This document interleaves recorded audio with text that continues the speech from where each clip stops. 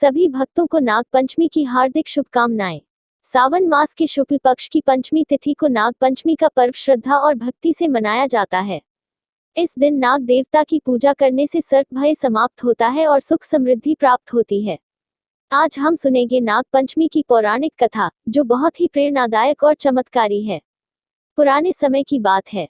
एक ब्राह्मण था, जिसके 7 बेटे थे। उसका सबसे छोटा बेटा बहुत ही समझदार और श्रद्धालु था।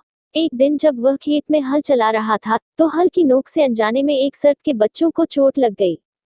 क्रोधित होकर उनकी सर्प माता ने प्रतिशोध लेने की ठानी। रात को जब ब्राह्मण के 6 बेटे सो रहे थे, तब सर्प माता ने उन सबको डस लिया। अगली सुबह जब यह भयानक दृश्य देखा गया, तो पूरे गांव में शोक छा गया। सबसे छोटे बेटे ने जब यह सुना, तो वह बहुत दुखी हुआ। उसे अपनी गलती का बहुत पछतावा हुआ। वह तुरंत एक स्नान करके, स्वच्छ वस्त्र धारण करके, दूध और लावा, भुना हुआ चावल लेकर सर्प माता के पास गया।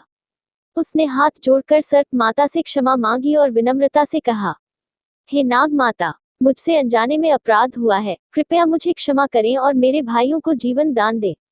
सर्प माता उसकी भक्ति और पश्चाताप से प्रसन्न हुई। उन्होंने उसे आशीर्वाद दिया और कहा, हे बालक, तेरी सच्ची श्रद्धा ने मेरा हृदय पिघला दिया है। मैं तेरे सभी भाइयों को पुनः जीवित कर रही हूँ।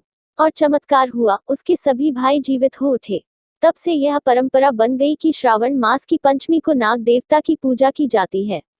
लोग दूध, फूल, कुशाक, दूर्वा और लावा चढ़ाकर नागों को प्रसन्न करते हैं। इस दिन भूमि की खुदाई, हल चलाना और खुदाई कार्य वर्जित होता है। नाग पंचमी का संदेश। यह कथा हमें यह सिखाती है कि पशु पक्षियों और धरती के प्रत्येक जीव के प्रति हमें दया और संवेदना रखनी चाहिए।